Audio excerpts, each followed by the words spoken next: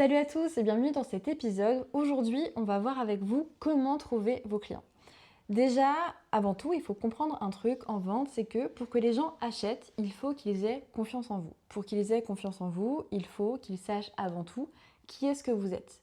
Et en fait, c'est infiniment plus simple de vendre à des gens qui vous font déjà confiance plutôt que de vendre à des inconnus où vous allez essayer de toucher, vous savez pas qui, vous savez pas où, vous savez pas comment. Ça ne veut pas dire que vous ne pouvez pas vendre à des inconnus, ça veut simplement dire que c'est beaucoup plus simple de vendre à des gens qui vous connaissent déjà. Donc point 1, vos clients, ils sont d'abord au niveau de votre entourage proche. Vous pouvez déjà vendre à des clients que vous avez déjà, donc leur vendre quelque chose d'autre parce qu'ils vous font déjà confiance. Et vous pouvez vendre aussi à vos amis, votre famille, vos collègues, parce qu'ils vous connaissent déjà. Typiquement, un de mes premiers gros clients, ça a été Louis. Je lui ai vendu une formation vraiment en 5 minutes en parlant avec lui. Là où avec un inconnu, ça aurait été plus long, ça m'aurait demandé plus de travail. Là, ça a été méga fluide parce que Louis avait déjà confiance en moi.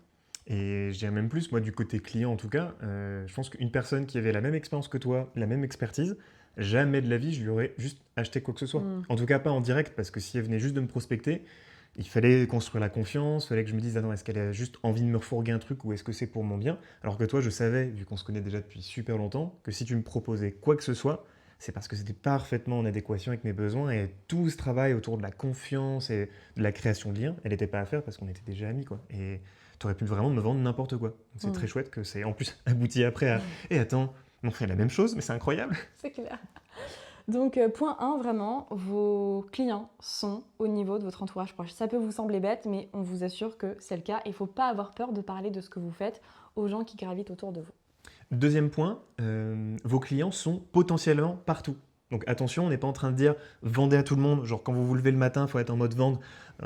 Genre je vais vendre à ma mère, je vais vendre à mon proche, je vais vendre à ma boulangère. C'est pas ça. Ça veut juste dire que vos clients sont potentiellement partout. C'est-à-dire que les personnes que vous rencontrez, avec qui vous avez l'occasion de discuter, c'est possible qu'elles fassent partie de votre cible et c'est possible qu'elles aient des problématiques ou des besoins que vous pouvez remplir et vous pouvez les accompagner pour ça.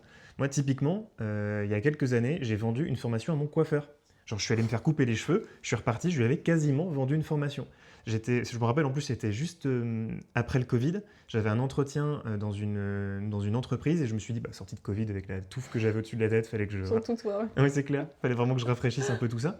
Et d'habitude, quand je suis chez le coiffeur, tu le sais très bien, pendant une longue période, je m'inventais une vie. Genre, j'étais mathématicien, j'étais Astronaute. astronaute, ouais, parce que j'aimais pas trop juste parler de ce que je faisais. Et en fait, bah, là, comme j'étais la veille d'un entretien, je me suis dit, bah, je vais essayer de lui vendre. Donc, je vais vraiment lui parler de ma formation. Et il s'avérait que le mec à qui j'ai parlé, il était coiffeur, mais il était aussi en fait à la tête de 5 salons de coiffure dans la Vienne, là où j'habitais à l'époque. Et bah, fun fact, j'ai jamais travaillé avec l'entreprise pour laquelle à la base j'étais allé chez le coiffeur.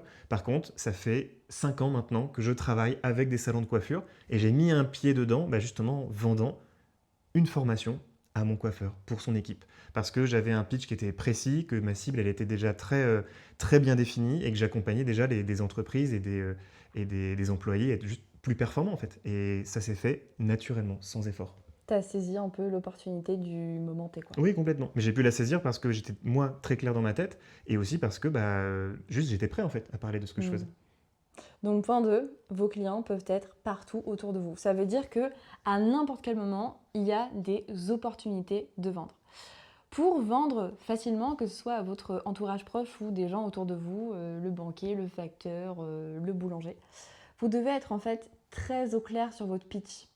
Et pour ça, vous devez avoir fait un travail de fond sur la cible et sur votre positionnement.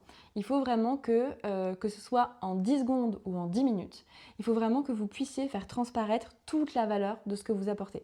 Ça veut dire que vous devez être infiniment clair sur avec qui vous travaillez et ce que vous leur apportez. Et quand vous êtes au clair sur ça, la vie devient un terrain de jeu pour potentiellement vendre. Voilà pour cet épisode de podcast. En tout cas, on espère qu'il vous aura apporté 2-3 tips et on vous remercie pour votre écoute.